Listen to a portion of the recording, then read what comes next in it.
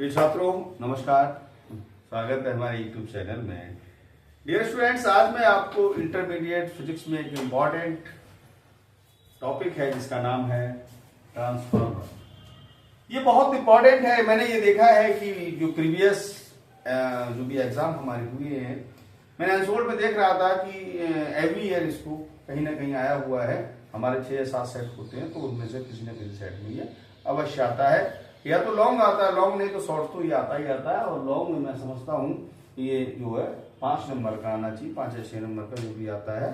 अच्छा, शॉर्ट में भी इसमें आ जाता तो कुछ मैं पहले आपको लॉन्ग बता दे रहा हूँ, उसी में भी शॉर्ट में भी आ सकता है। तो चलिए मैं स्टार्ट करता हूँ बिना देरी किए हुए। ट्रांसफार्मर है क्या? ट्रांसफार्मर बेटा क्या है? ट्रांसफार्मर एक ऐसी युक्ति है, एक ऐसा साधन है, एक ऐसी मशीन है। क्या मशीन है? जो उच्च वोल्टेज को निम्न में बदलती है और निम्न वोल्टेज को किसमें बदलती है? उच्च में बदलती है। ट्रांसफार्मर क्या है? ट्रांसफार्मर एक ऐसी मशीन है, एक ऐसी युक्ति है, एक ऐसा साधन है, कुछ भी लिख दें कि ये निम्न वोल्टेज को उच्च में और उच्च वोल्टेज को निम्न में बदलती है। दूसरी बात, सिद्धांत क्या है? ये अननोन प्रेरण के आधार पर, सिद्धांत पर आधारित। अननोन प्रेरण आप समझते होते हैं कि दो कुंडलियां एक दूसरे के पास रखते हैं। जब एक कुंडली की धारा के मान में परिवर्तन कराते हैं तो दूसरी कुंडली में एक धारा उत्पन्न हो जाती है। इस घटना को क्या कहते हैं? अननोन प्रेरण। उसी प्रकार से इसमें दो कुंडलियां होती हैं तो आप कह सकते हैं कि अननोन प्रेरण के सिद्धांत पर आधारित है। इसका उपयोग प्रत्यावर्ती धारा परिपथ में करते हैं। यानी ये वहां लगता है जहां धारा कौन सी होती है? प्रत्यावर्ती धारा परिपथ होता है। मतलब एसी करंट में इसका इस्तेमाल किया जाता है, डीसी करंट में इसका उपयोग नहीं किया जाता है। ठीक है। अब है ट्रांसफार्मर का प्रकार कितने होते हैं? ट्रांसफार्मर का 2 प्रकार के होते हैं। नंबर 1 होता है ऊंचाई ट्रांसफार्मर और दूसरा होता है अपचाई ट्रांसफार्मर। ठीक है बेटे। तो जैसा कि नाम से आपको पता चला, ऊंचाई ऊंचा करना, तो ये निम्न वोल्टेज को कैसे बदलता है? उच्च वोल्टेज में बदलता है। तो ऐसे ट्रांसफार्मर को क्या कहते हैं? ऊंचाई ट्रांसफार्मर कहते हैं। NP is less than NS. N माने होते कुंडली संख्या, पी माने प्राइमरी कॉइल यानी प्राथमिक कुंडली। इसमें क्या होता है कि प्राथमिक कुंडली में जो फेरे होते हैं वो द्वितीय कुंडली। द्वितीय कौन सी होती है? जिससे धारा निकलती है। जब धारा प्रवेश करती है उसे कहते हैं प्राथमिक, जब निकलती है तो उसे क्या कहते हैं? द्वितीय। तो यहाँ क्या होती है? एनपी जो होती है वो एनएस से कैसी होती है? एनपी का मान एनएस के मान से कम होता है। ठीक है बेटे। दूसरी बात पे आते हैं।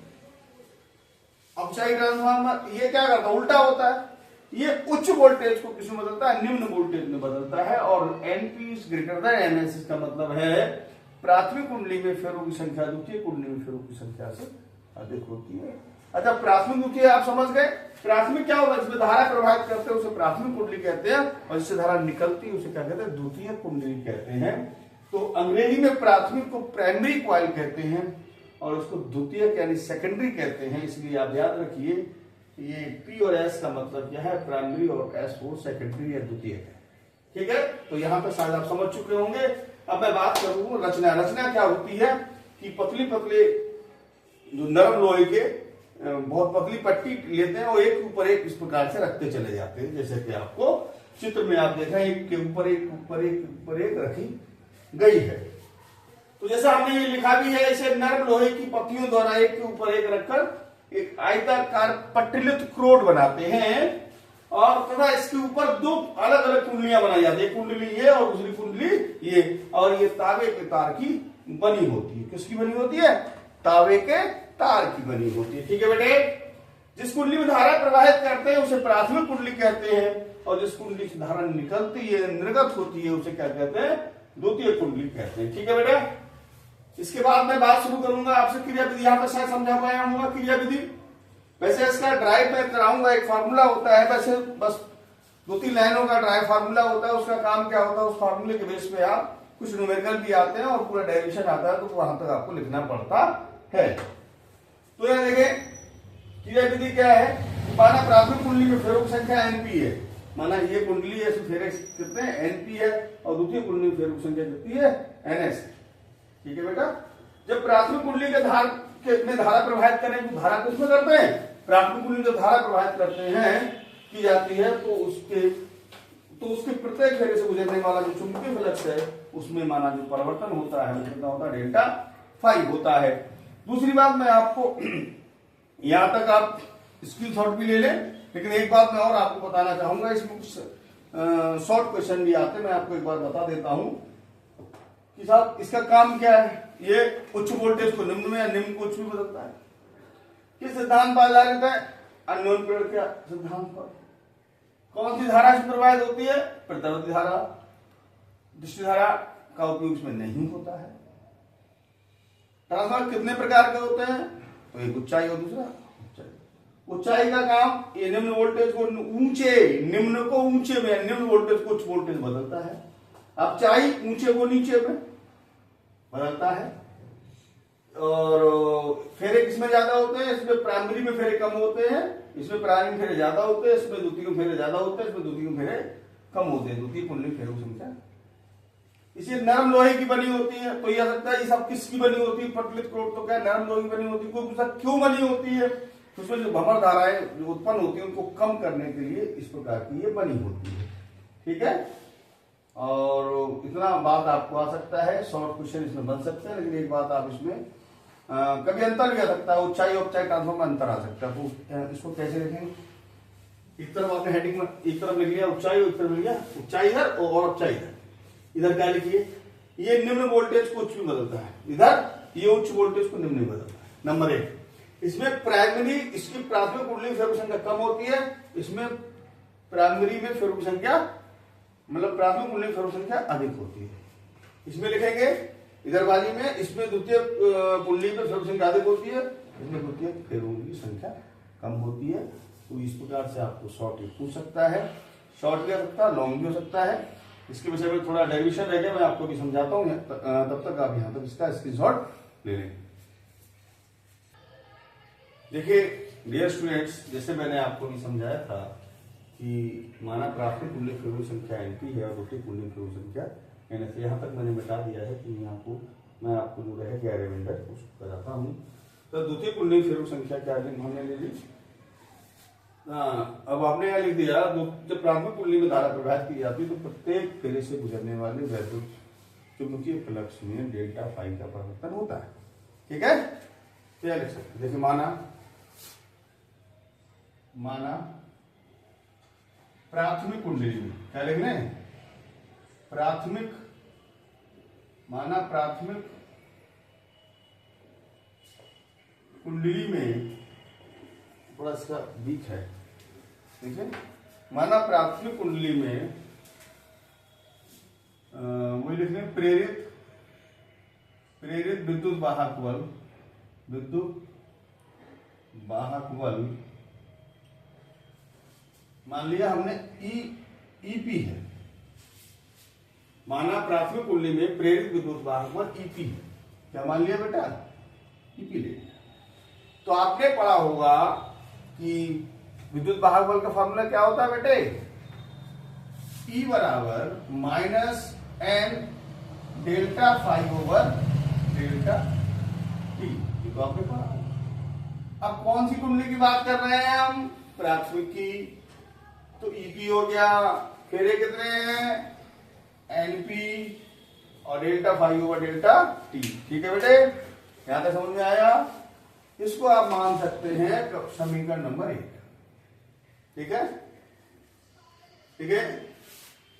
यदि यहां पे लिख लें या ऐसे करके लिख सकते हैं। देखिए अगर कोई जो कुंडली है और कुंडली में वैद्युत फ्लक्स में, देखिए ध्यान दें आप, मैं ये कहना चाहता हूं जैसे मान लीजिए कुंडली है और कुंडली के वैद्युत फ्लक्स में कोई क्षरण ना हो, क्षरण मतलब कोई लीकेज ना हो, तो जो वैद्युत फ्लक्स प्राथमिक कुंडली से गुजरेगा वही किससे गुजरेगा?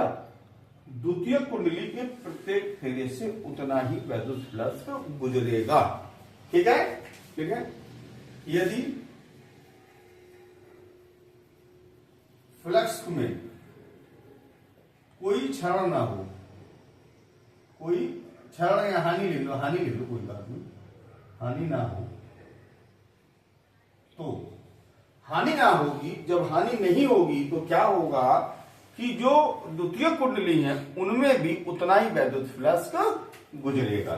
ठीक है, तो यहां लिख लीजिए। तो द्वितीयक कुंडली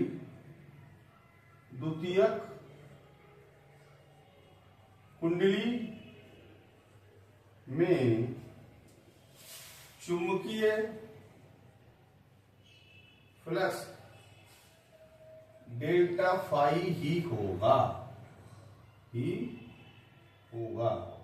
तो द्वितीय कुंडली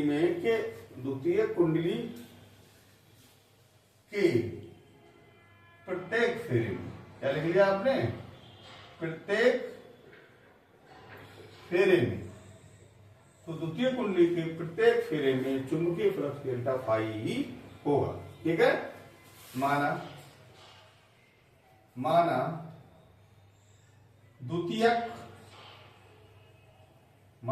द्वितीयक कुंडली, दिख रहा है बेटा, माना द्वितीय कुंडली में प्रेरित विद्युत वाहक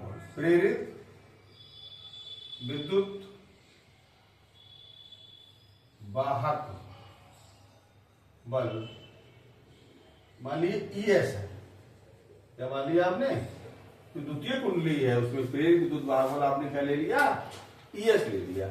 तो ES बराबर क्या हो जाएगा, -NS delta phi over delta, ये समीकरण नंबर आप 2।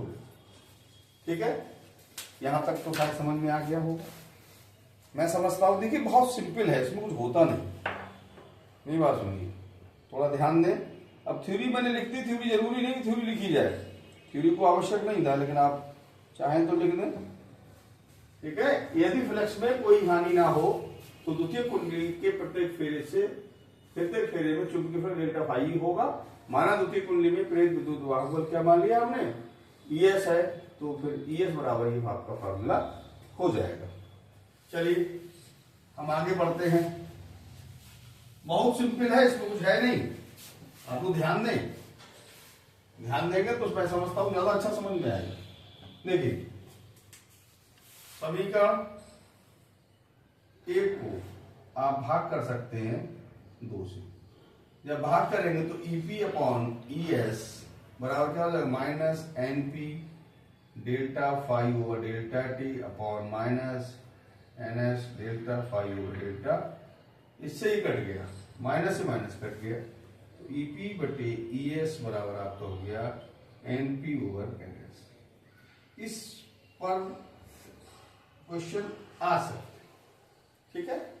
अच्छा एक बात बताइए, अब जैसे हमने इसको लिख लिया, आप एक बात यहां और भी लिख सकते हैं अगर आप चाहें कि जैसे कुंडली, तो इस कुंडली में मान लीजिए वैद्युत फ्लक्स का हानि नहीं हो रही है, यानी उसमें लीकेज नहीं हो रहा है, तो जो प्रेरित विद्युत वाहक बल है, तो कुंडली के सिरों पर जो विभवांतर है वो भी प्रेरित विद्युत वाहक बल के बराबर हो जाएगा। तो यहां लिख सकते हैं, या क्या लिख लें, BP/BS बराबर NP ओवर NS। ठीक है, ये बात समझ में आ गई। जब कुंडली में कोई लीकेज नहीं होगा तो विद्युत वाहक बल है वो क्या हो जाएगा, उनके कुंडली के सिरे पर जो विभवांतर है उसके बराबर हो जाएगा। अच्छा एक बात बताइए डियर स्टूडेंट्स, यहां तक समझ में आ गया, तो ये फार्मूला भी आपके लिए काम कर सकता है। ठीक है, यहां तक आप पहले तो नोट कर लें, उसके बाद हम आपको थोड़ा सा और एक्सप्लेन करना चाहेंगे। ठीक है, तो डियर स्टूडेंट्स मैं समझता हूं यहां तक तो आपके समझ में आ गया होगा। अच्छा एक बात और कर सकते हैं, यहां मैं आपको रेस करूं, चलो कोई दिक्कत नहीं। अच्छा जब इसमें हिरासी नहीं हो रहा है विद्युत, तो जो निवेशी शक्ति है वो किसके बराबर होगी, लिखे या निर्गत शक्ति ले लो, निर्गत शक्ति बराबर क्या हो जाएगा, निवेशी शक्ति, यानी कि जितनी शक्ति गई उतना ही तो उसमें से निकलेगी, यानी जितना निवेश करेगी उतनी निकलेगी।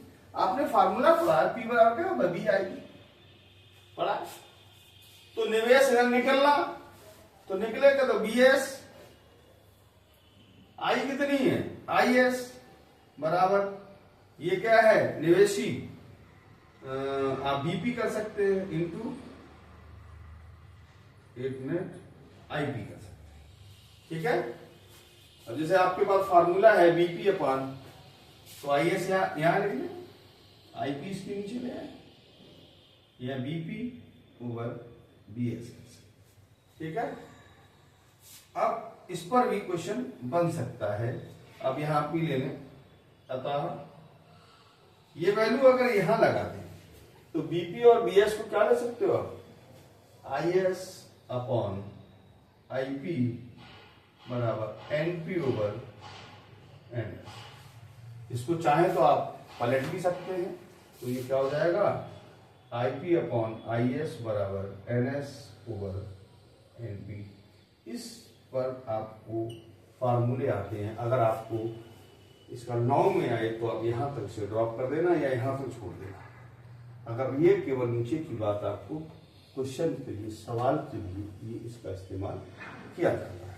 अच्छा, एक बात मैं आपको और बताना चाहूंगा, इसमें कभी कोई एक चीज और पूछ लेते हैं कि हानियां बताओ, ट्रांसफार्मर में हानियां क्या है।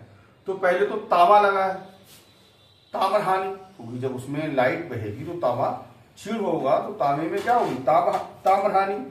दूसरा भंवर धाराएं, भंवर धाराओं की हानि। दूसरा होता है फ्लक्स में हानि, जो वैद्युत फ्लक्स होता है उसमें भी हानि होती है। तो इस प्रकार से आप हानियां ही बता सकते हैं। तो आप चाहे नोट कर लो, मैं आपको समझाता जा रहा हूं।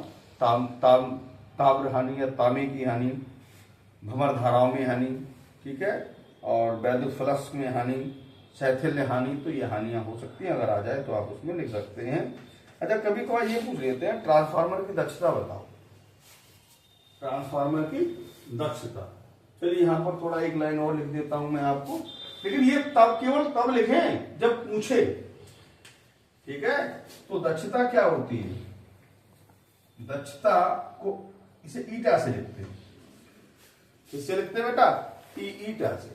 तो यहां आप कर सकते हो निर्गत शक्ति, निर्गत शक्ति ओवर निवेशी शक्ति, निवेशी शक्ति गुणा 100।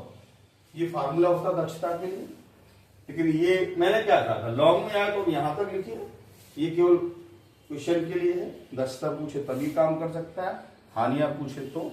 और मैं समझता हूं मैंने आपको, अच्छा एक बात और भी कर लें, जो आदर्श ट्रांसफार्मर होता है उसकी दक्षता लगभग 90% होती है। अगर ऑब्जेक्टिव अगर आता है तो आप याद रखिए कि जो बहुत अच्छा आदर्श ट्रांसफार्मर होता है उसकी दक्षता कितनी होती है, 90% होती है। तो यहां तक आप स्क्रीनशॉट ले लें।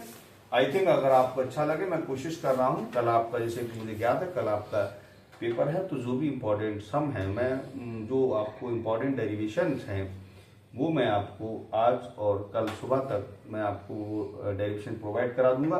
Thank you. अगर अच्छा लगे तो चैनल लाइक करें, सब्सक्राइब करें।